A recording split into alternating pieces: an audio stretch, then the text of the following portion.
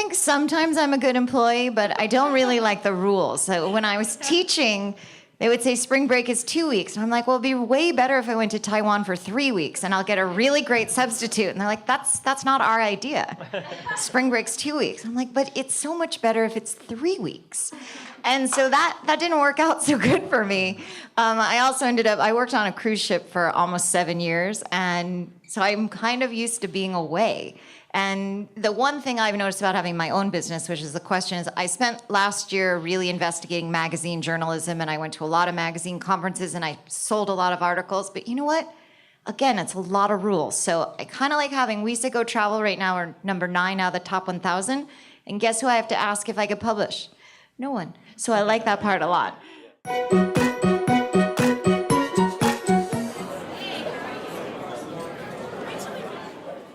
I think a lot more about perseverance, that if, what was the quote I read the other day? If you don't quit, you might get somewhere.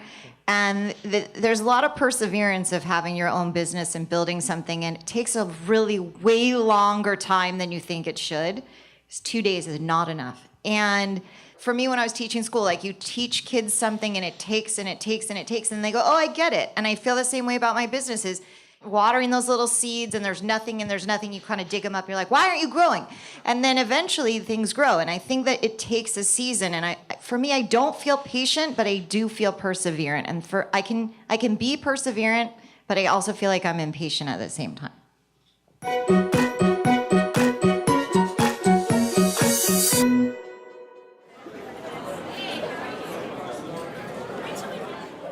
I think also it's important to be passionate, but I also think one of the things that I've noticed over the decades is to really listen to my supportive community and my trusted advisors. I do ceramics, and for a long time I thought that was not that big of a deal. But my parents came back from Park City, Utah, and my mom's like, why don't you have your stuff on Main Street in Park City? I'm like, because it's so easy. I'm just going to call them and my stuff's going to end up there. So I called them and I met with them last week, and now my art is in Park City in a gallery on Main Street. And so sometimes it just doesn't have to be hard. Right. I think a lot of our beliefs, like I'm not good enough, it's never gonna work, it's so hard, are beliefs that we make up. And I happened to be in the gallery the first day it was out, and they sold my first piece, and the woman behind the register said to the guy, hey, would you like to meet the artist? She's here in the gallery. And I was like, oh my God, that's me.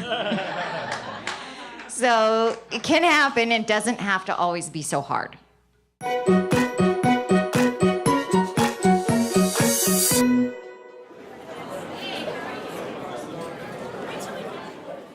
When I look at all the things where people say I've started over and reinvented, I think I see a through line, and I love the album discography idea.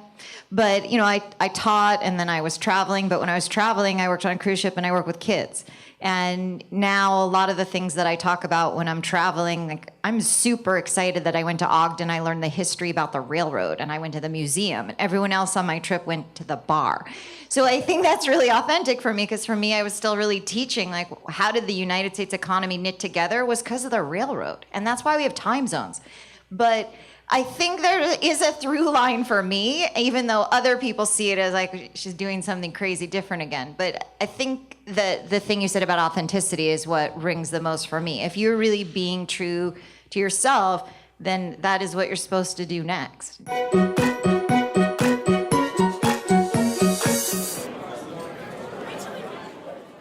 I think I have a very evolving definition of success. Last year, I worked really hard on doing 50 things that were new, but it turned out to be 50 things that terrified me all the time. But I did it. And this year, I've been really working on the money, financial business side. I joined Bixel Exchange here with the LA Chamber, and I'm working on an idea to work with Techstars. So for me, being successful is, for this year is looking at partnerships and building the real financial foundations of the business to be truly supportive.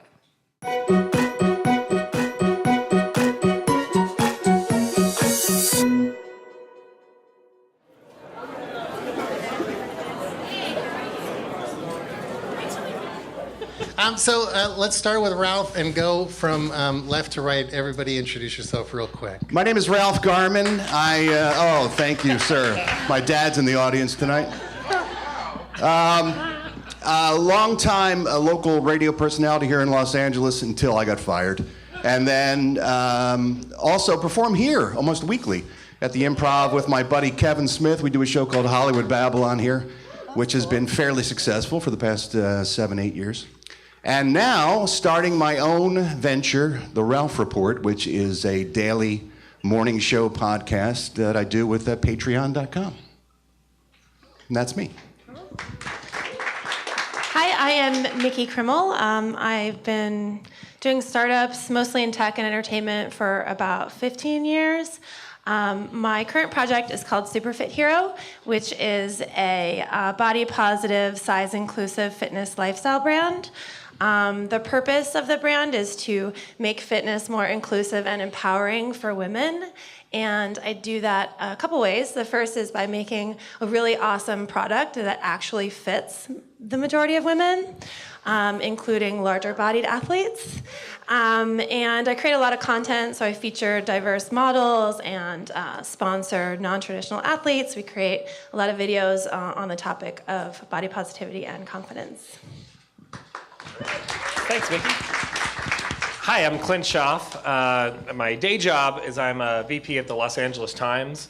I think I'm in charge of strategy and development, and lately that's meant creating new products, podcasts, TV shows, and films, mining LA Times intellectual property, and partnering with all the great content creators across Los Angeles and otherwise. But I did a bunch of other weird things too. I'm an adjunct professor at USC in digital and social media program, done a couple technology startups. My background is varied. I've kind of like Saul, bounced around a bunch of places, some agencies, some in-house stuff. And all throughout that, I've always had a thread of having kind of side projects that actually aid those daytime jobs and give me cohesive tissue from job to job. So we'll get into that a little bit later too, I'm sure. Nice to be here. My name is Lisa Niver, and I run We Said Go Travel, and it's a community that we built. I've run 13 writing competitions, and I've published 2,000 writers from 75 countries. For me personally, I've been traveling my whole life. I worked on cruise ships for 7 years, and last year, as part of my 50 Things Before I Turned 50 project, I went to my 99th country.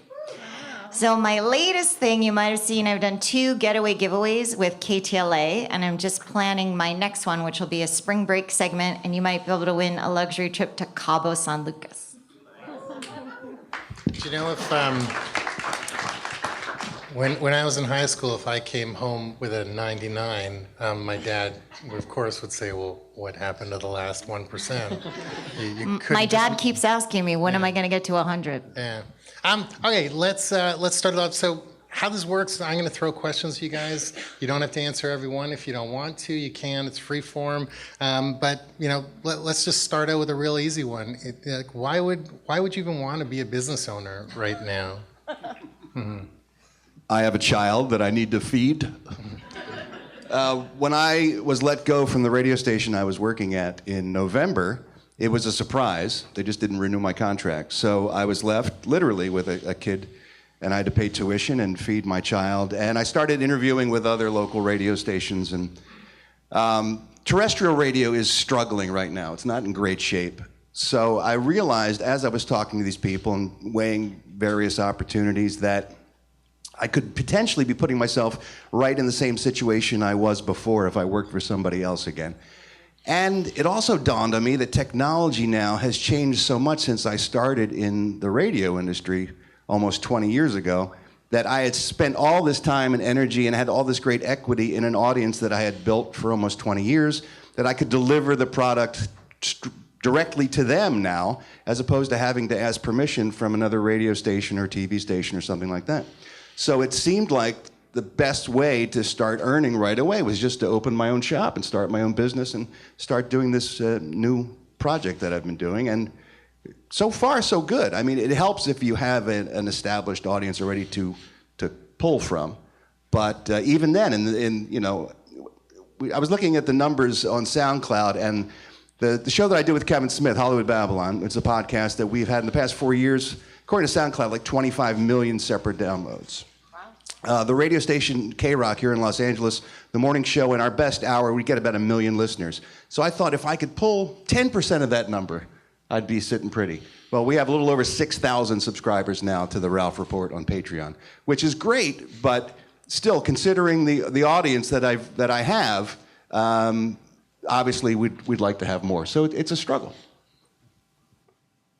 I'm just a really terrible employee.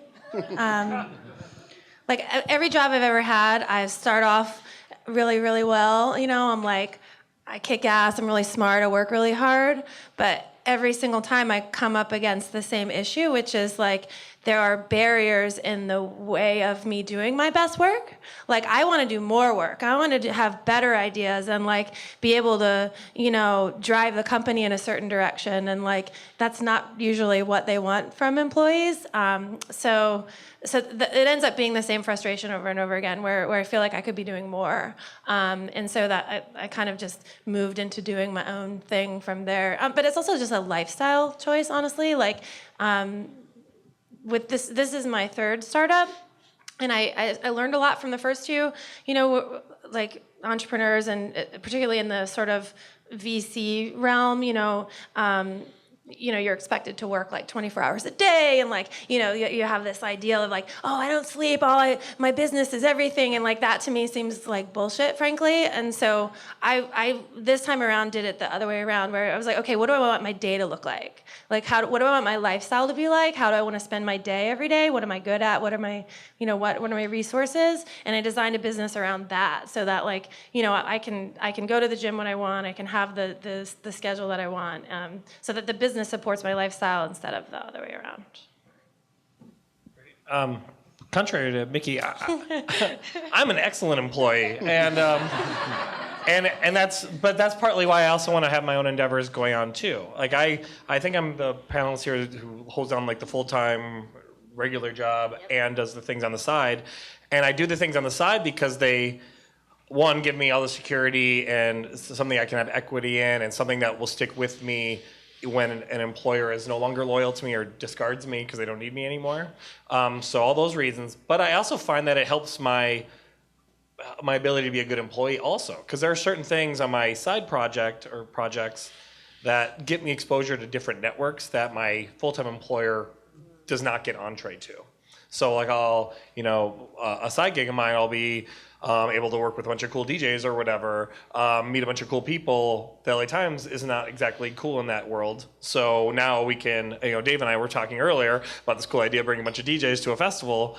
That the LA Times wouldn't be able to have that conversation. Clint Schaff, Inc. can have that conversation. LA Times can benefit from that. I don't view it as a conflict at all. I'm very open about the perceived conflicts that could be there, and they both win. And so it helps me with my day job, and it's some extra money. Well, so you're also bringing entrepreneurialism into the LA Times. That's your job there, yeah, right? Word up, yeah. I think sometimes I'm a good employee, but I don't really like the rules. So when I was teaching, they would say spring break is 2 weeks. And I'm like, well, it'd be way better if I went to Taiwan for 3 weeks and I'll get a really great substitute. And they're like, that's not our idea. Spring break's 2 weeks. I'm like, but it's so much better if it's 3 weeks. And so that didn't work out so good for me. I also I worked on a cruise ship for almost 7 years. And so I'm kind of used to being away. And the one thing I've noticed about having my own business, which is the question, is I spent last year really investigating magazine journalism, and I went to a lot of magazine conferences, and I sold a lot of articles. But you know what? Again, it's a lot of rules. So I kind of like having, we used to go travel right now, we're number 9 out of the top 1,000. And guess who I have to ask if I could publish? No one. So I like that part a lot. Hey, so if you guys were at the first one, I'm just going to keep throwing out little tidbits of how we've made the event better. One, that was a pretty good question, because last year we asked questions like, are you guys happy? And don't answer that question. And two, if you guys noticed, I've learned a little something about mic control. I'm taking a step back, because if you listen to the audio of the first event, you just hear me breathing over top of everybody's thing. So let's keep it moving. What's your definition, like personal definition of success? Everyone's sort of different, So, like for me, I run a small little agency, and my definition of success is I want to have 4 to 5 employees, maybe do a couple $1 million in revenue, and just never have to worry about how much is in the bank and stuff like that. So it's like my definition is not build a $1 trillion company. It's not have 100 employees. I probably wouldn't be the person who could even run a company of 30 employees because I'm like awful people manager and stuff like that. So I think everybody's definition of success is different. How do you guys sort of define success? Okay, I'll try. So I like, I have a always changing set of values and interests, and I want my time, where I spend my time, to align with those evolving sets of interests and values. So that's basically if I map out everything that I think I'm about, I want to, and then actually in real life, am I spending my 8 hours or 10 hours a day working, are the majority of those hours in support of those things I say they're about, or am I like pushing around emails or whatever? So, I could do better in this regard, but that's my current thing I'm trying to do, is like actually look back at the end of a day, at the end of a week, end of a month, end of a year, and say, am I actually moving forward on things that I said I'm about? There's a bunch of progressive kind of social justice-y things that I say I'm about. Am I actually working on those things, and how do I incorporate that into my work day or into my company? I think I have a very evolving definition of success. Last year, I worked really hard on doing 50 things that were new, but it turned out to be 50 things that terrified me all the time. But I did it. And this year, I've been really working on the money financial business side. I joined Bixel Exchange here with the LA Chamber, and I'm working on an idea to work with Techstars. So for me, being successful is, for this year, is looking at partnerships and building the real financial foundations of the business to be truly supportive.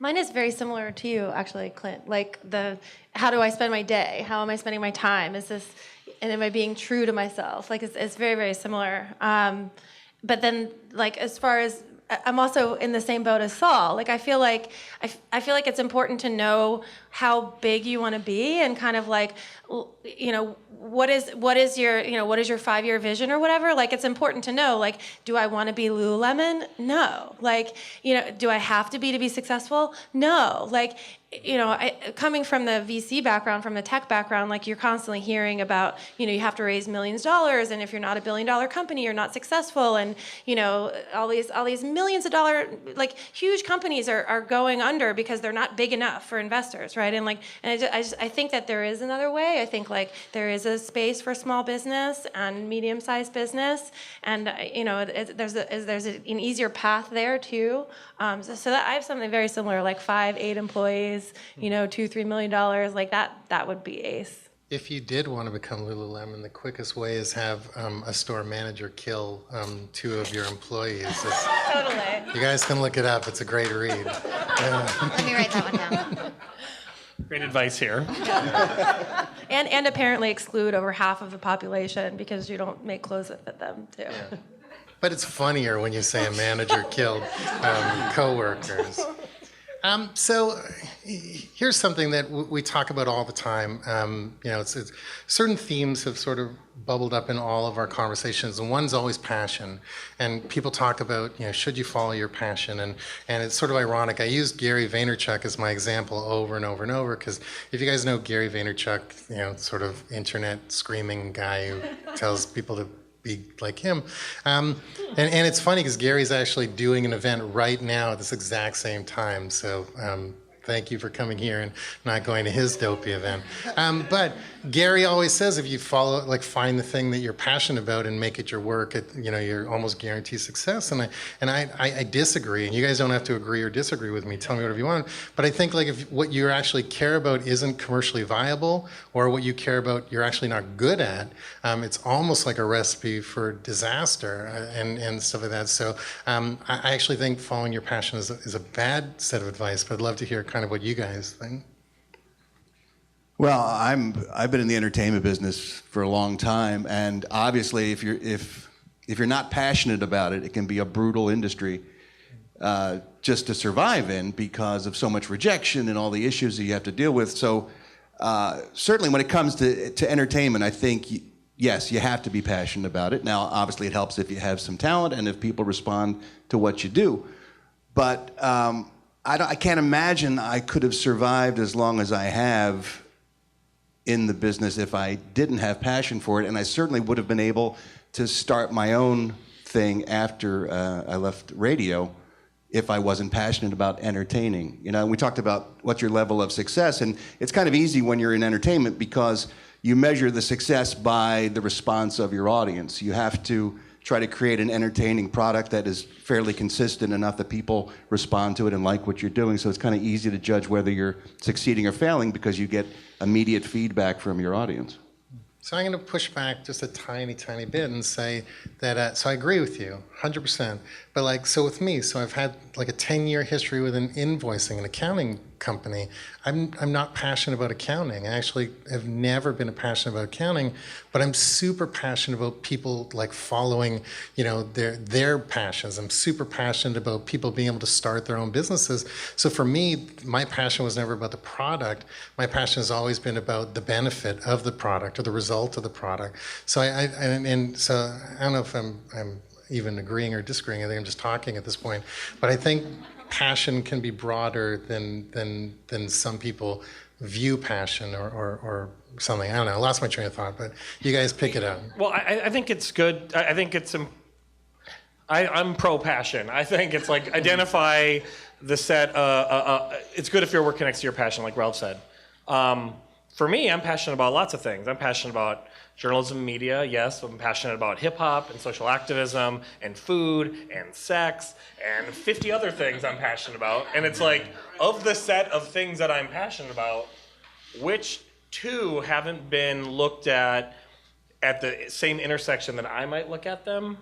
And then I can probably monetize that, like, right? And then the cool thing about being independently employed is that you can change those intersections. It can evolve. You're like, all right, cool. So on my own, Lisa and I might create a publication because you have media experience, and it's going to start out as travel plus some, you know, hip hop, and then later on we're like, oh, there's an opportunity to add more culinary tourism to that. Boom, the business can evolve based on our interests and our passions, but it isn't like pick my singular passion, then I'm going to like just stubbornly stay rigid to that and not make any money. I can allow the market to dictate which passions, which to help give a response to the passions that I'm testing in my business. I hope that makes sense. I think there's like an important intersection between your interest and your assets. So like it's cool if you're really into hip hop, but like if you can't rap or like that's probably not. There are enough terrible white rappers out there. You know what I mean? But like there's like if you have so like my business, I used to play roller derby really competitively. I was on the number 4 team in the world, and I had access to a huge network of athletes that all knew who I was. And so I knew that if I started my next business in fitness or sport, that I had this huge network that would support me, right? So I did a Kickstarter, which launched my business. Like I was really thoughtful about what assets do I have? What do I have access to? What skills do I have? I come from an internet background, so I launched an online brand. So it wasn't just based on my passion for fitness and feminism. Like, yes, it is, but it's more about like where that passion intersects with like what's unique about me, so that I can actually be successful. I think that's really true, and I'm really excited about our new business that just happened. So you heard it here first. hiphoptravel.com. But I think also it's important to be passionate, but I also think one of the things that I've noticed over the decades is to really listen to my supportive community and my trusted advisors. I do ceramics, and for a long time I thought that was not that big of a deal. But my parents came back from Park City, Utah, and my mom's like, why don't you have your stuff on Main Street in Park City? I'm like, because it's so easy. I'm just going to call them and my stuff's going to end up there. So I called them and I met with them last week, and now my art is in Park City in a gallery on Main Street. And so sometimes it just doesn't have to be hard. Right. I think a lot of our beliefs, like I'm not good enough, it's never going to work, it's so hard, are beliefs that we make up. And I happened to be in the gallery the first day it was out, and they sold my first piece, and the woman behind the register said, hey, to the guy, hey, would you like to meet the artist? She's here in the gallery. And I was like, oh my God, that's me. So it can happen. It doesn't have to always be so hard. Cool. So I'm going to throw this question to Clint, because you're sort of designed to be the contrarian opinion today, is like the guy who has the fancy job and stuff like that.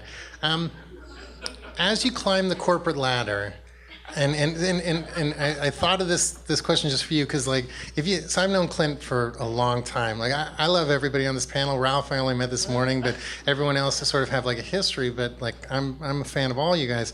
But like I've known you for a long time. You're the most interesting guy. Like if you were to like when you told me you got a job at the LA Times, I was just like, oh my God, they're going to smother him and he's not going to be Clint anymore. But as you climb the corporate ladder, how much of you can you continue to show to people, or like do you have to be something different when you walk into a building like that, or like can you be yourself? I've been in your office, you've got your toys and your Shepard Fairey posters, but I wonder like, but it's like a quick story is, you know, like I'm not a very good employee, and it's like I've actually stood up in a creative pitch meeting and like called everybody in the room abortionists because they were killing my babies being like my ideas.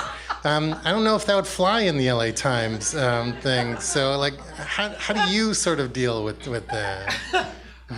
Well, so I'm a pretty good like. I'm pretty good at like navigating the corporate soldiery thing. The agency world was way more corporate than anything I'm dealing with at the LA Times. There are a lot of creative storytellers in my current environment. There's some rigid bureaucracy though, and I think.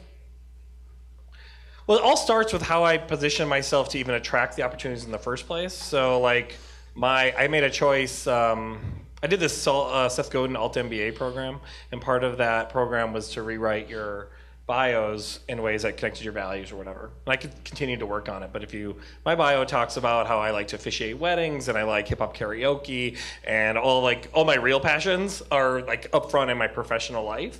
So then I feel like anyone who reaches out to me to employ me or sees all that, they know what they're getting. They know I'm going to continue to bring a lot of that, my unique thing, to the job. And so that's step one, because if I'm just out, then there's no surprise later on, like, oh wow, we thought we hired a senior account executive and he's like mixing things up. Like they know that's what I'm gonna do. Somebody in the organization probably thinks I'm a bad employee. They probably think I'm wasting time chasing down leads that aren't good, whatever. I'm doing a lot of weird experiments in podcasting that aren't generating revenue yet.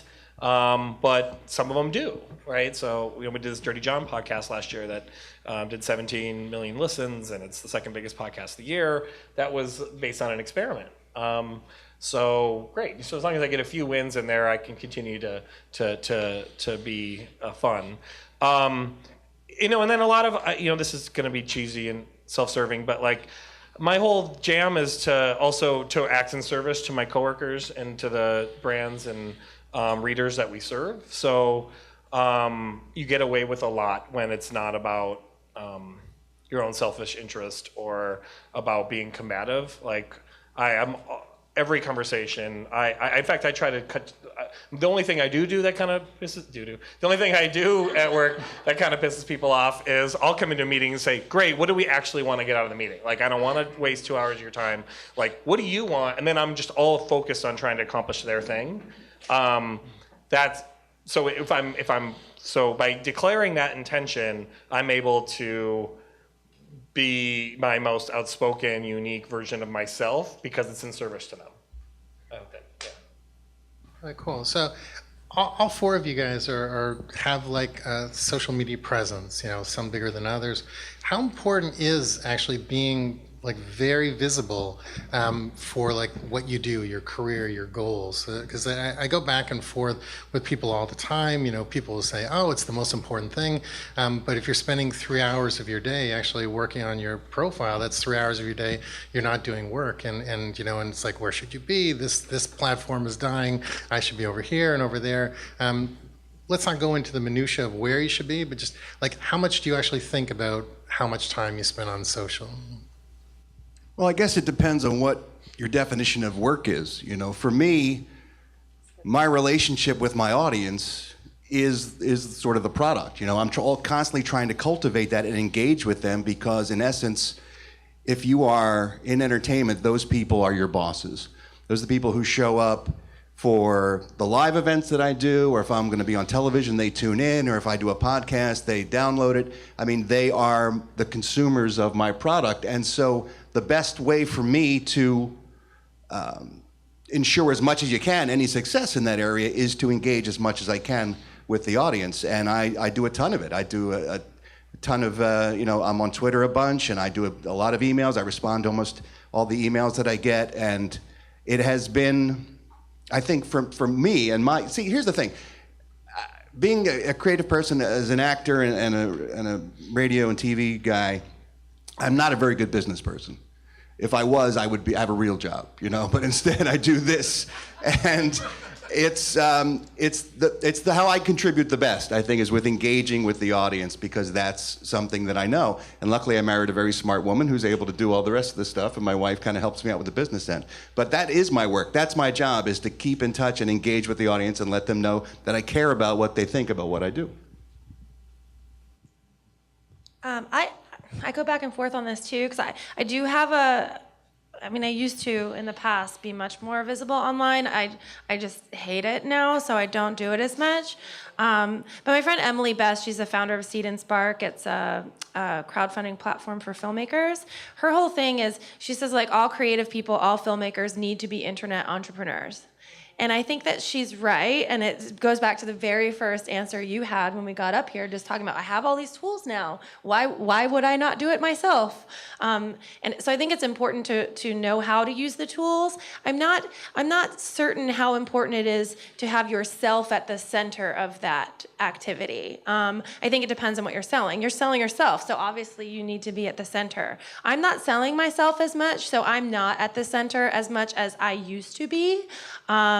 And that's just a personal choice. Like, I don't want to build that brand. That's not what I'm doing. I'm more interested in elevating the athletes and my customers. So, like, the stuff I post is all driven by the community. It's reviews, it's, squat PR of somebody wearing my leggings. It's all, like, I'm trying to uplift other people. So I'm not so much in the center. I think it really depends on what you're building. Please. For social media, I try to spend some time on it and not let it take over, because I feel like it can be a dark hole that you fall into for a long, long time. And so I try to have a balance. For the website and for my videos, I definitely am online promoting something, and I try to post at least once a day, but I'm not as engaged as some other people. And I know that, especially in the travel writer, travel blogger community, it feels like some people are never offline. And I feel like if I want to be creative and I want to build something, I can't be engaging in tweets about what did people have for breakfast. And so for me, I'm trying to make sure that the stories I tell are stories that I think are important, and use social media to support that instead of having social media be the boss of me. I'd like to do a lot more than I'm doing now. As I talked about earlier, I have my full-time thing, and then I do my side things, and what holds me back is that I haven't figured out at times how to crystallize how they're all connected, and then so there's like one, like the voice of Clint Schaff is these things. So then I do find, the power of social, I'm kind of down on social media right now because of current events and whatnot, but it creates so much serendipity, and there's so many really positive things in my life that wouldn't have happened if it weren't for social media. So I'll mention that we've known each other for some time. I think indirectly, social media is involved with that. We met through IRL relationships, but those were connections that happened through social. And my first encounters with Mickey are via social, and then we've known each other offline for years. And several of my clients I've gotten through social. So I'd like to put more positive, in service of other people content out there, and then to have the serendipity come back. I just need to carve out more time for it. You guys are obviously well more adjusted than I am. I put me in everything. I'm on the t-shirts for today. The original name of this event was supposed to be Greetings and Salutations, but sort of got that. That one was not approved. So let me ask you a question. If you guys were independently wealthy, money was no object, one, would you work, and two, would you be doing the same thing you're doing now? Yes, I'd work, and no, I'd be doing something differently. What? I don't know, but I was, well, honestly, if I was infinitely wealthy, I'd probably run for political office, because you have to be independently wealthy to run for independent office. And I think things are screwed up. So that's what I would probably do. But I'd probably do a lot of different things, and I'd effectively, I'd be scratching at all my passions and itches commercially, and to see what works, and having a lot of fun doing that. Yeah, I would definitely work. I mean, I can't even, like, like the holidays, free, I can't. Like, by the time January comes around, I'm insane. Because you can't do anything. You can't get anything done. It drives me nuts. I would definitely work. I wouldn't be doing exactly what I'm doing now, because so much of it is, it has to sustain itself financially. And if that requirement were gone, I think it would change things dramatically. I would spend 0 time on social media. So yeah, I think a lot of my interests would stay the same. Like I would still want to do something to empower women, but I don't know that it would be a for-profit venture. I think one of the things is, what does it mean, work? I don't know if you remember in The Princess Bride when he kept saying, I do not think this word means what you think it means. Because I have a conversation with my friend who's a business consultant all the time that I don't know how much I work because I don't count the right things. So she says, you worked 15 hours yesterday. I'm like, no, I did social media for an hour, but then I was writing. And she's like, how is that not work to you? I'm like, but then I was editing videos. And so I think it depends how you envision what you do, because a lot of the things that I do, I don't think I'm working, even though it is work. But I would for sure still do it. I would definitely be traveling. I've been doing a lot of women's and girls mentoring. I would definitely do that. I would have more time for that. So it feels like that is what I'm doing. And sometimes I imagine, if someone gave me a contract for tomorrow for $250,000, what would that change? And if I'm, kind of like the Seth Godin, I'm super into Seth Godin, but what would you build and what would you ship and why aren't you doing it? And I think that's really why everyone's here. It's not just you want to work for yourself, but we have a passion or a belief or something we want. And I don't think we always think that that's working. Because for me, a lot of times when I was teaching, I was like, I'm going to work now. So I didn't always get along. I wasn't the best employee at school, but anyway, I think that's the piece, is what does work mean? If I had all the money, what I would do is my favorite part of the creative process, which is the idea. I love the ideas. I love coming up with ideas and premises, and then the nuts and bolts part, the actual work part of creating, is a drag to me. So I would produce. I would be like one of those old-time movie moguls who just would develop ideas and then bring in really cool, talented writers and directors and actors and sort of shepherd that process along without actually having to do any of the real work. And then take all the credit, of course, at the end when it was a success. But I have tons of treatments of things that I've written because I love the ideas and no scripts finished for them, because that's the hard work part of creating. So I always said if I had all the money in the world, I would love to provide other creative people the opportunity to create and sort of be part of that process without actually having to work myself. I don't have any money, but like you said, that's what I do. Yeah. I don't have any creative bones, and we're producing all kinds of things. So come join me. Well, no, because then I have to do the work. You'll just oversee it, and I'll be the guy working. I'm already working. I don't want more work. I want less work. Okay, couple more questions, and then you guys are going to be free. But there's probably another still 45 minutes to get through these questions. Hope you're comfortable. One of the things that comes up all the time when you talk about working for yourself, working for other people, is patience. And I know I have very little patience when it comes to things. Like I've got, like 25 proposals out in the wind right now, and I'd rather people just said no right away than like just keep, emailing and emailing and emailing. How important is patience to be successful? Well, I think patiently waiting. You have to sort of split the difference, I think patience is a good quality to have, but also be able to recognize when you're at a dead end or whether something isn't moving forward. I mean, you can wait and wait on a stillborn situation that you're just wasting your time at some point. So I think be patient within reason, but recognize also when things aren't moving. Sometimes you got to cut bait and move on. You know? I think my advice around patience would be to be impatient about aligning your work to your interests or values or whatever. Like that needs to happen today. Like that, flip the switch and just make that a commitment. And then be patient about the results of that work. But if you're like trucking against work that really is like tied to your calling or your vocation, I'm not like a religious person, but like vocation means like calling from God or whatever. So like whatever the thing is that like in your mind or your soul or whatever it is you look at that you're called to do, as long as you're doing that, be patient about the results, but be impatient about aligning to that calling. I don't know if you guys are keeping score. 3 people have left. It's like a Gilbert Gottfried show here.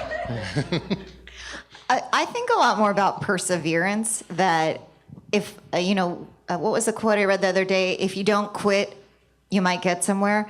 And there's a lot of perseverance of having your own business and building something, and it takes a really way longer time than you think it should. 2 days is not enough. And I think the perseverance, or for me when I was teaching school, like you teach kids something and it takes and it takes and it takes, and they go, oh, I get it. And I feel the same way about my businesses.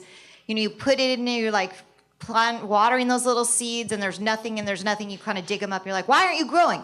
And then eventually things grow. And I think that it takes a season. And for me, I don't feel patient, but I do feel perseverant. And I can be perseverant, but I also feel like I'm impatient at the same time. Okay, so for those of you in the audience, when you fill out your Yelp review of my moderation skills, remember this exact moment. Okay, I'm gonna roll with something that Ralph said. So brace yourself, Ralph. Yes, Saul. You mentioned that sometimes you got to know when it's time to leave and when it's time to sort of thing. Yeah. How do you know when it's time to, and even if it's a project you're in the middle of, you're not waiting to hear if you can do it, it's something you're actively working on. When do you know when it's time to leave a project? I think you have to try the best that you can to stay aware. And we talked earlier about passion. Don't get blinded by your passion or your love of a product or a service or a business to the point where you don't recognize what reaction you're getting. I mean, look for those encouraging signs where people say, I loved this thing that you did. It really was important to me. Or this was a great product. Or this service of yours really changed my experience. Those kind of things. A few of those, I think, are a good enough reason to stick with something. But if you have a shitty business, all the perseverance in the world isn't going to help you if people aren't responding to whatever the product is that you're putting out there. So I think the best that you can is try to keep a certain amount of emotional distance from your work so that you keep yourself aware enough and clear-headed enough to find those signs as you're going along. Can I jump in on that? Of course. I actually think that this is the danger of the Gary Vee approach to startups, is like, just follow your passion. Like that's it's not good enough. Like it's such a, privileged white dude thing to say. Do you know what I mean? It's like, and this is why the privileged white dudes keep saying it, right? Like all the guys in that circle, like they think that's all it takes because they don't recognize all of the steps that got them to the privilege that they have to begin with, right?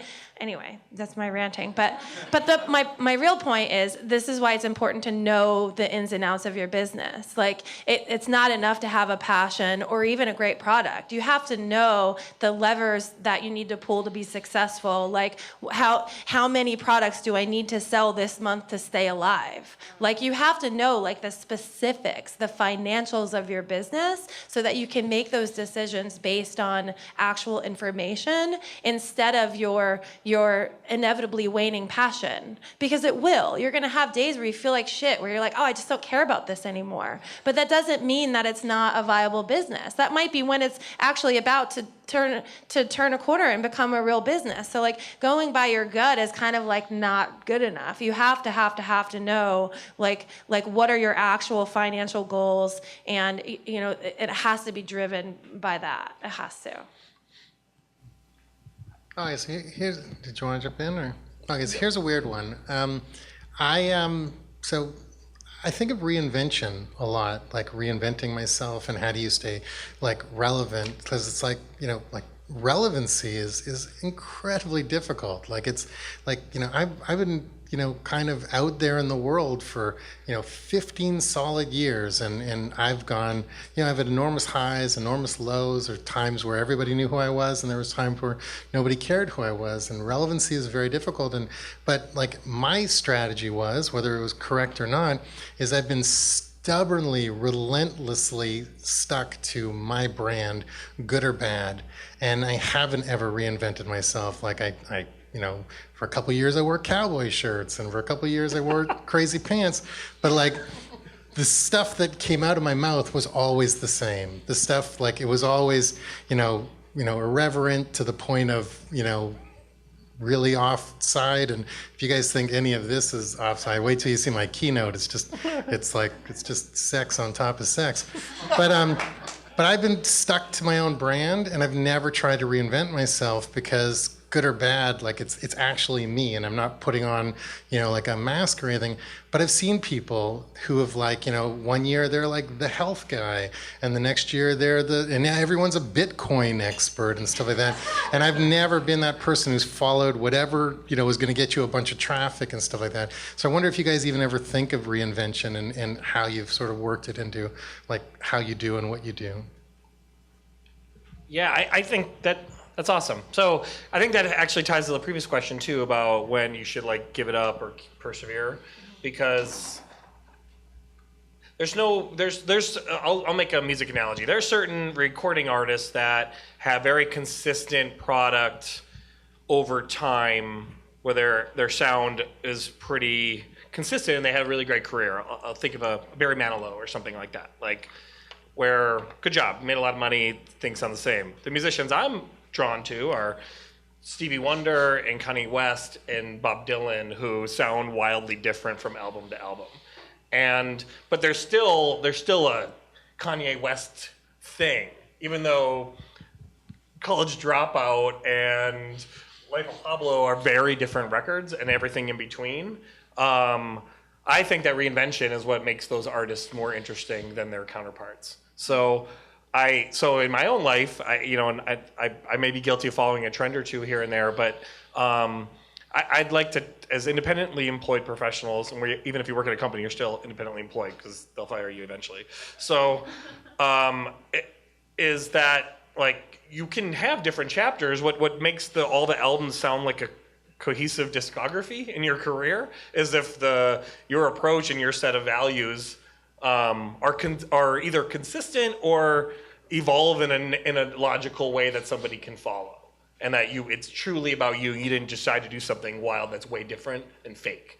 But as long as everyone tells, like, so in my own career, the next job I do is probably not going to be at a traditional print newspaper. It's guaranteed not to be, in fact. But whatever it is, it's going to be a natural evolution of the work I'm doing, and the people who know me best are not going to be shocked by it. But it's going to be a reinvention. But I think by definition, the term reinvention to me always indicates you're trying for relevancy. You're trying to follow the trend or fashion versus showing different aspects of yourself at different times, which isn't so much reinvention to me. It's just digging a little deeper and exposing a little bit more about whatever you have. I mean, I always resent artists who try to reinvent themselves. It's like Madonna wearing a grill. You know, and you say, "Stop it, Mom, you're embarrassing me," you know? She puts those metal teeth in, you're like, I can see she's desperate to be relevant, but at the same time, authenticity is always going to be your best choice, especially if you're trying to, you know, sell yourself out there. If you maintain some sort of authenticity, I think eventually the fashions will go round and round, but they'll always come back to you as long as you keep being true to yourself. We agree. I think it's an inauthentic, seemingly inauthentic. I don't know Madonna. Seemingly inauthentic. Come for The Rock on, to you grow. know that's inauthentic. It's probably inauthentic. But like, for myself, like when I went from, I was in some trendy social media circles and all this stuff. Going to the print newspaper was not following a trend. It's actually going counter to a trend. And then trying to do some new things there. There's just another part of you, right? It's another aspect of you. So that's yeah. Sorry. When I look at all the things where people say I've started over and reinvented, I think I see a through line, and I love the album discography idea. But, I taught and then I was traveling, but when I was traveling, I worked on a cruise ship and I work with kids. And now a lot of the things that I talk about when I'm traveling, like I'm super excited that I went to Ogden. I learned the history about the railroad, and I went to the museum, and everyone else on my trip went to the bar. So I think that's really authentic for me, because for me, I was still really teaching, like, how did the United States economy knit together was because of the railroad. And that's why we have time zones. But I think there is a through line for me, even though other people see it as like she's doing something crazy different again. But I think that the thing you said about authenticity is what rings the most for me. If you're really being true to yourself, then that is what you're supposed to do next. You have a different job title, but yeah, I don't. I think it doesn't have to do with the job title though. Like, you go to school for a certain thing, and then you don't do anything near that, right? And you're so sure when you're like 19 years old that this is who you're going to be, right? But it has nothing to do with what you end up doing. There is some through line, right? Like, I went to film school. I'm not a filmmaker, but I make lots of videos for my brand. Like there's definitely a certain thing. We get stuck in this. I think the danger of not being flexible, like even with your own identity, is you get stuck with this idea of like who you thought you were supposed to be, and sometimes life takes you in another direction, and like that's okay, right? And going in that direction is maybe the more natural thing than like being really rigid with like, this is who I am, especially because I put it out there on social media, I better stick to it. Like, screw social media. Like, I don't know. Like, I think people need to be more able to shift and change and learn, and like, your passions. I'm really fickle with my passions. Like, I'm like, my first startup was in the sharing economy, and now I'm like the most jaded person ever about what is the gig economy. There's no sharing happening. Like, I don't feel like I'm a different person, Like, I went out and that was my identity. My company was my identity. And when that business failed, I felt like my identity was gone, right? And then I had to realize, like, no, I'm not neighbor goods. I'm an entrepreneur, right? And so that piece of me is still here. Like, that's the through line, is like, I'm an entrepreneur. And I might start 12 more companies. Who knows? But I think also if it's not coming from a place of authenticity, it's harder to maintain the energy and the drive to keep whatever that is going.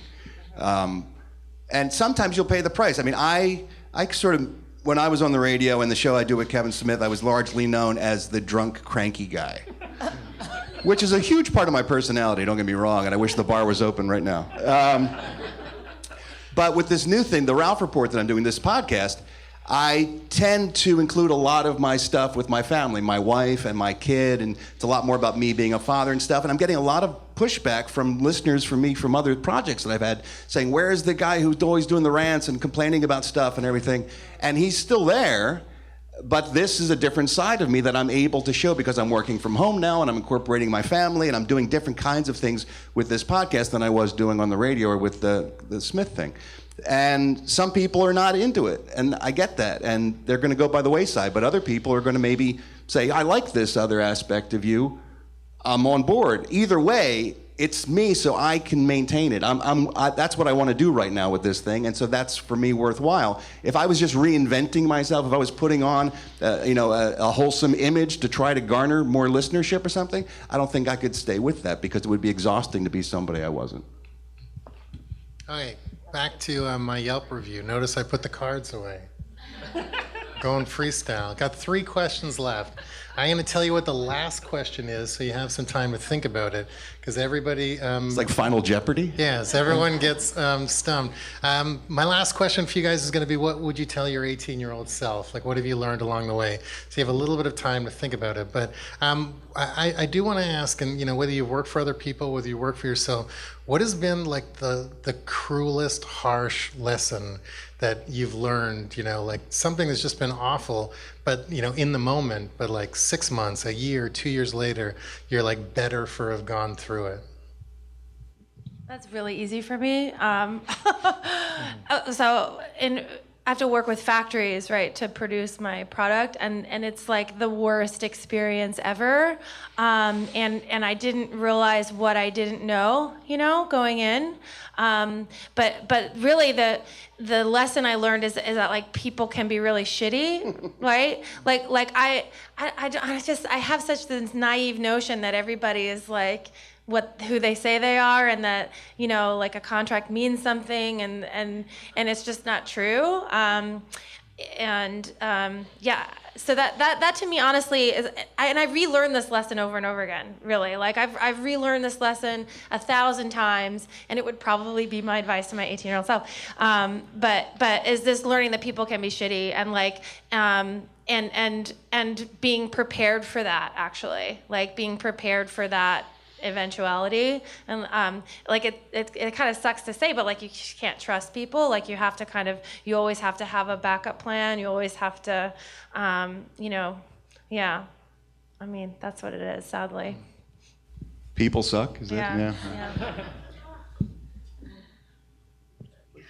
I think the hardest lesson I learned over the last few years turned out to be something great, but I always believed growing up that I was very clumsy and not athletic, which we decided was okay because I was smart. I could read a lot.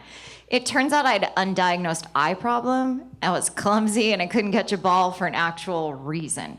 So in my late 40s, I actually went to eye therapy to fix it, and it was horribly painful mentally. We basically had to reconstruct my brain. My left eye didn't really talk to my brain so well. And I cried a lot, and I called my friends and complained, and everyone's like, so quit, who cares? You made it. Like, I told my eye doctor, I have a master's degree. He's like, listen, when I see your scores, I'm just happy you can read. Like, it's that bad. And so it was the hardest time for me to believe that it mattered, like to do my eye homework every day and to go in every week. I didn't want to go. I cried on the way there. I cried on the way home. I love to cry. And I was great at complaining. It has changed my entire life. Like, I literally do things now, and I'm like, how did I ever ski before? I have no idea. But for me, it was worth it. And I think about that a lot in my business, that, some things don't seem worth it, and you don't seem like you're getting anywhere. I'm still a really good complainer and crier, but I still keep going. So that's my whole perseverance thing. So that's been the hardest thing for me, is to change. My eyes work great now, but my brain still thinks I can't do stuff. So I have to keep challenging myself that what I think about myself isn't always true. So, spinning off of Lisa's eyes, huh? Pretty good moderation transition right there. I'm going to give you a great Yelp review. Thank you. I do an enormous eye roll when people say "fake it till you make it," and I kind of think that's the worst piece of advice ever. But then I sort of changed on it, because I was thinking of fake it till you make it as in just like bullshit people. But I sort of think of fake it till you make it as like bullshit yourself and trick yourself into doing something that you didn't realize you could do. And I sort of came to this conclusion. So we've done this event a bunch of times now. And the one thing, it's so amazing how geography changes this event. So in Chicago, the whole conversation was about like the Affordable Care Act. And in Portland, it was all about, like work-life balance and just sort of being chill. And, in Toronto, it was kind of like, we're like, New York light and, hustle, hustle, hustle. And so that, but the one thing that showed up in every event we did was imposter syndrome, or various different ways of describing imposter syndrome. And fake it till you make it came up all the time and stuff like that. And we could probably talk for like an hour on imposter syndrome, but I'd love to sort of hear, like, have you guys ever suffered from it? Do you think it's real? Is it bullshit? Because it's been fascinating. Like, for the most part, everyone's been on a similar page, but it's really interesting to see how it affects everybody in such a different way. So like in my sort of opinion, like, I don't think I suffer from imposter syndrome, because I've literally trained myself to like bullshit myself to think I could solve any problem ever. But at the same time, I still cry myself to sleep like 4 nights a week and stuff like that. So it's sort of like a weird kind of balance. But I'd love to hear you guys sort of like roll Lisa's eyes. We're still beating this to death about imposter syndrome and where you sort of think about it. I have those feelings often of imposter syndrome. I think that the connotation of that is negative, like, oh, I'm not enough or whatever. I like to choose for that to be a positive feeling of humility, and that I think that like everybody, there's nothing, I don't have like a special, fourth arm or whatever, like I don't have like special power. I'm not an X-Man or whatever. So like anything I'm doing that's cool, anyone else could do it too if they had the same privilege or same situations that I got to, or circumstances. And anyone who's more successful than me, I'm capable of similar results to what they've accomplished. We just had a different lot in life. And so when I'm meeting someone, it's just like, what's your unique thing, set of interests, values, history, sets of privileges, experiences, and what are mine? And let's like smash it up and figure out how we can do something really beautiful together that leads us in the right direction. So a lot of times in partnerships, that means whether it be 2 individuals or 2 companies, is like getting that other side of the table to be a little bit vulnerable about what insecurities they have or feelings of imposter syndrome, so that we can like mash it up together and figure it out, That's in like all areas of my life. Like my marriage is like that. It's like my wife and I are really transparent with one another about our weaknesses and were when we were dating. And then so like and some of them neither of us are strong at, but that's cool. Then we like work on that together. And I don't know, I think that's like that vulnerability allows for beautiful things. So I'm sorry if I hijacked your question, but I think that like what I want to challenge is this idea that imposter syndrome is like a negative thing we need to overcome. I think it's like maybe the whole world needs a little bit more vulnerability and humility. And maybe we need a little bit more acknowledgement of that we are all imposters, just playing roles as characters in certain situations, and our self-worth shouldn't be determined by our success in any one of those roles. It's interesting because you're like, the idea of humility is actually is how I get through imposter syndrome. So like, because I think everybody has this, but especially when you're trying to go into a new industry and like, I come from tech, so like the website stuff, the brand building, I knew how to do that. I'm not passionate about fashion. I don't really care about clothes, honestly. Like the clothing was to me the best tool to deliver the message I was trying to make, right? So that's where the clothes part came from. And so I had to learn that. Like I had to go into factories and I have no idea what I'm doing. And they know I have no idea what I'm doing. And like, the way I got through that and the thing that made it easier for me to push for what I wanted was to kind of take myself out of the equation and do it for my customer. Right? Like I went to my customers and I asked them, what do you want? What's important to you? And like the whole design was based on their requirements, not mine. And like, and even now when I go into the factory and something's like, 80% there, but it's not quite right. The thing that gives me the confidence as a non-fashion person to tell these fashion people that what they've made is not to my standards is to think about my customer and what she needs. So it's like taking myself out of it. It's not about it's not about my abilities when I'm going in there. It's about getting the best thing for my customer. And what I'm hearing is like the areas where you feel like you may have some relative deficiency, it actually gives you a strength that somebody who did know the business might not have the humility to care about her, Interesting. Yeah, and they don't, because it's all shit. Like all of yeah. That's why nothing fits. I'm Lululemon and Being in the entertainment industry, you talk about imposter syndrome. I mean, it's built on that. The entertainment industry is fueled by fear and insecurity. Everyone that's involved in it on some level at their core is horribly frightened and desperately insecure about themselves. So everyone puts on this front of, I know what I'm doing, when in truth, and it's William Goldman's famous line, nobody knows anything. Because if anyone knew how to make a successful film, they'd all be successful, or a successful record, or a successful play. I mean, it's constant fear. That's the fuel for the engine. Now the thing is, what do you do with that? That imposter syndrome of you trying to present yourself as a capable performer, writer, director, producer, whatever that is, You can use that as fuel to try to get better, to do better work, to keep improving. Or a lot of people, unfortunately, use it as an excuse to put other people down so they feel less insecure. If I make you feel shitty about yourself, maybe I can feel less shitty about myself. And that is a recurring theme in the entertainment industry that is brutal. And just, I've seen so many good people sort of crushed by that. So I think, like Clint said, it's important to recognize that we all sort of have that. We're all sort of faking it to the best of our ability to put on a brave front, or else nobody would hire us if we showed how insecure we truly are every time we walked into a room, right? So what do you do with that? How do you channel it into a positive way versus a negative way? I don't want to call you a liar. Please do. But I know how to make a successful film. You do? Yeah, you titled the movie Successful Film. Oh, I see. There you go. Yeah, you'll see. In about 2 years, somebody will figure that out. So I said that we were going to go right to the last question. I have one more thing I want to ask you. And I don't know if you guys know, Ralph is like a master impressionist. So I'd love you to do a voice when you answer this. My favorite is Adam West, but you could choose whoever you want. But here's a question kind of for all of you, and I think it's sort of relevant to you with your situation with the radio station and recent.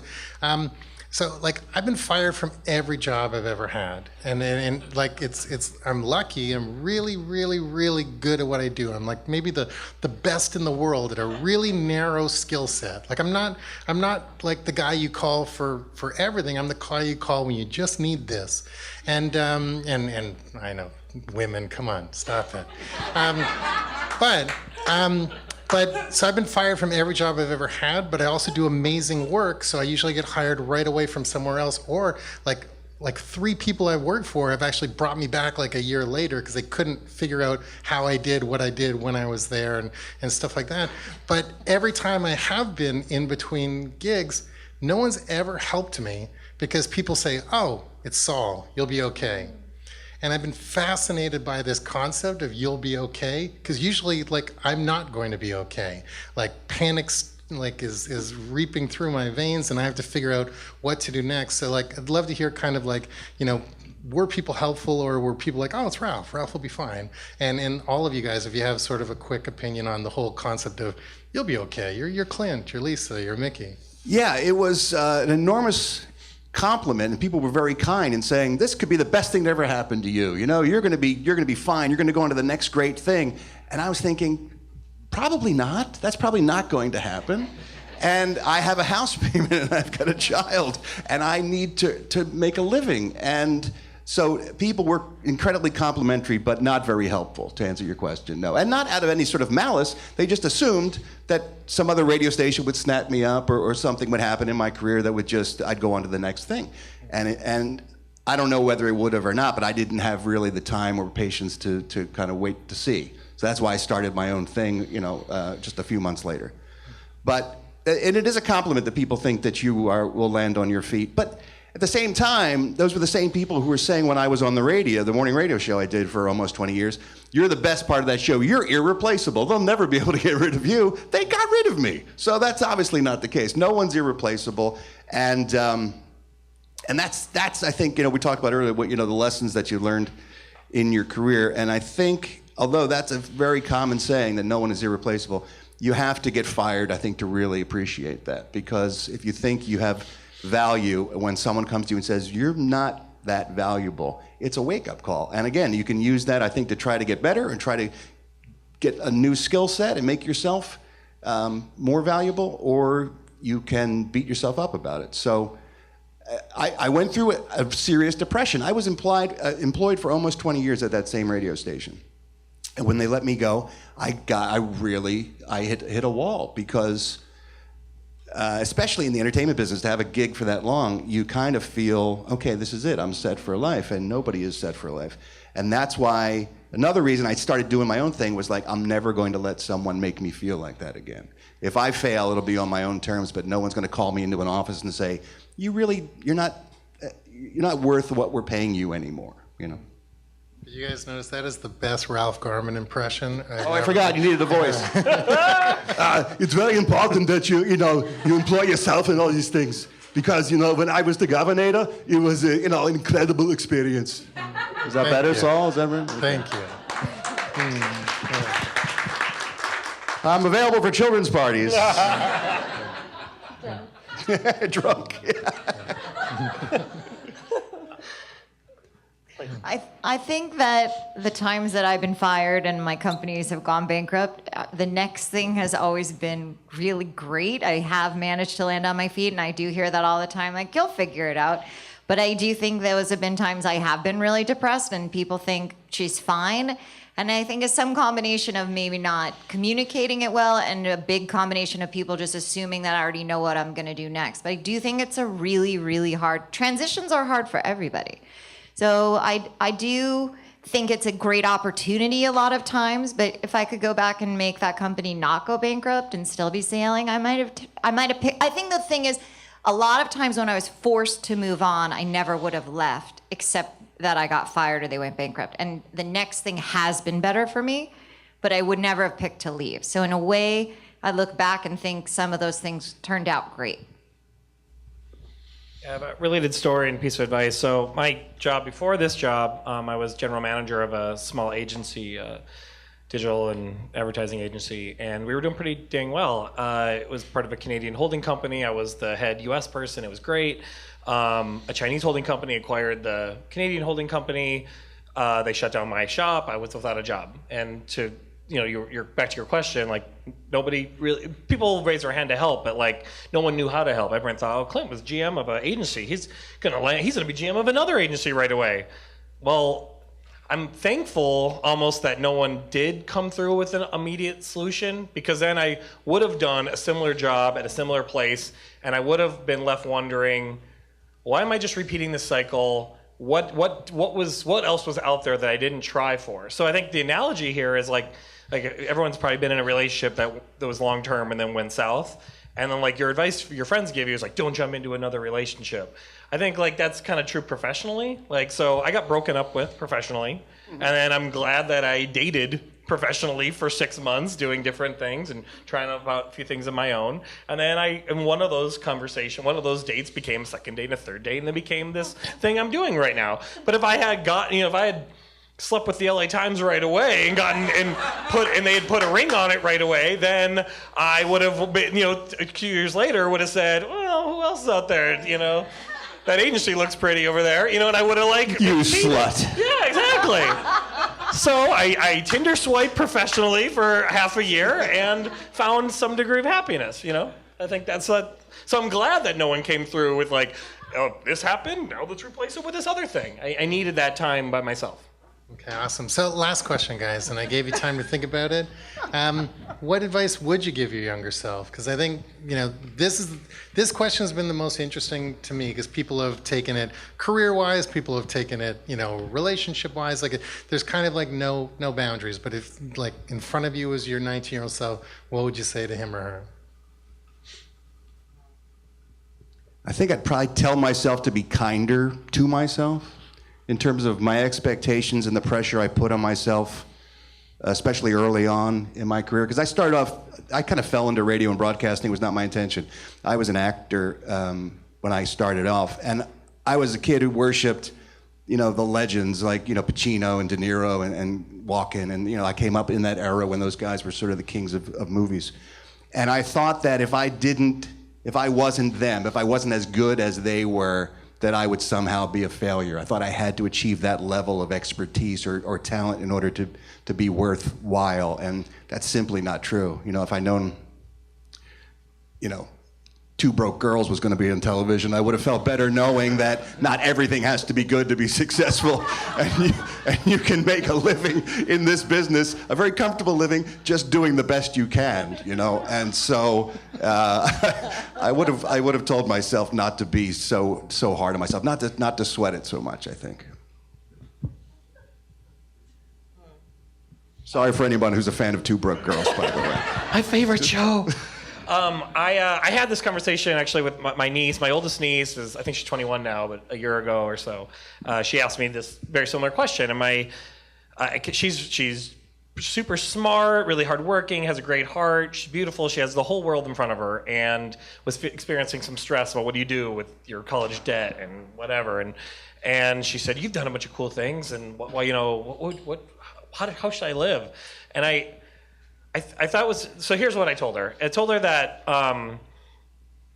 there's like two camps of people to give that give advice to 19-year-olds. One is you should figure it out, make a plan, and have really great goals, and pursue them with rigor, and then that's a pretty good set of advice. And then there's a bunch of people who say, go with the flow, try some things out, sample all that life has to offer, and things will come to you. And I think it's that. So what I told her was that is to find that balance between scripting your life and improvising your life. And I think so that the solution for me is like script, have a focus, like set a goal of what feels right, pick something out of the air that feels like something you want to do, and pursue that, have that focus the same way that this first camp would want you to do, but then have the openness of the latter camp and how you'll get there, and be open to changing that area of focus, right? So like she, so in giving her that advice, I said, oh shit, that's what's been missing from me. Like I've just been like jumping around, and my general path to success is to look at the array of options in front of me that interest me, and then pick the safest one and do that one. That's generally what I do, and it's worked out okay. But it been focused really on an end game. So like it took talking to this 19-year-old to feel that way about my own stuff. But that would be, set a goal, but don't script how you're going to get there, and improvise your way to happiness. So advice is always what you should be telling yourself. It's like, that's pretty much like a known thing. But anyways, go ahead, Lisa. I would definitely tell my younger self a quote I just read, which is, does worrying help? Or would worrying about this more help? And I definitely worried and overthought everything, and that would have made a difference for me, because I was willing to do all the things it took to get here today, but I spent so much time making myself crazy about it. I went to college, and then I went to graduate school, and it wasn't right, and I dropped out, and I didn't want to tell anybody I dropped out, but I was already dropped out. Like nothing worse was going to happen, and it was the best choice for me. And then my company went bankrupt, or I got fired, and I was like, I have to tell people. I'm like, nobody actually cares. Maybe that would be my advice to myself. Nobody cares that much. Just do it. And it was never that I wasn't willing to do it. I didn't want to have to tell. And it's just not that big a deal. So I think that would have made me just feel a lot calmer and a lot prouder that my choices are my choices. Like, I don't know who I thought got to have, the Muppets guys were going to come and give me flack about my choices. I don't know. Those two little old guys. Who cares? Nobody cares. So just do it. So. That's exactly what I would tell myself. Like, I feel like I spent so much time trying to fit the mold of what I thought success looked like. But then realizing that at the same time, people were looking at me as if I already were that. And it's like, well, wait, what does it even mean? And just, back to the second question you asked, which was how do you define success? Like, I think that would have been my advice to my 18-year-old self is we get these false ideas of what success is. And I think the sooner you can figure out for yourself what that is and what's unique about that for you, like the less time you're going to spend wringing your hands that you're not doing what that other entrepreneur is doing, or you're not doing what that other actor is doing, or so. It's a funny thing to. There's a new book coming out called Quirky, and I called my best friend after I read it, and I said, I have to tell you something really important. She's okay. I said, I'm quirky, and she's like, is this news to you?